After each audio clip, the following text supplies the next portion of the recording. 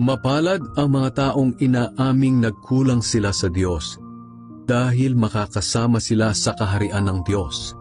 Mapalad ang mga naghihinagpis, dahil aaliwin sila ng Diyos. Mapalad ang mga mapagpakumbaba, dahil mamanahin nila ang mundo.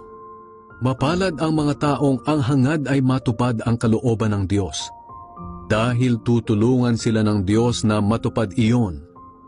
Mapalad ang mga maawain, dahil kaaawaan din sila ng Diyos. Mapalad ang mga taong may malinis na puso, dahil makikita nila ang Diyos. Mapalad ang mga taong nagtataguyod ng kapayapaan, dahil tatawagin silang mga anak ng Diyos. Mapalad ang mga dumaranas ng pag-uusig dahil sa pagsunod nila sa kalooban ng Diyos, dahil makakasama sila sa kaharian ng Diyos.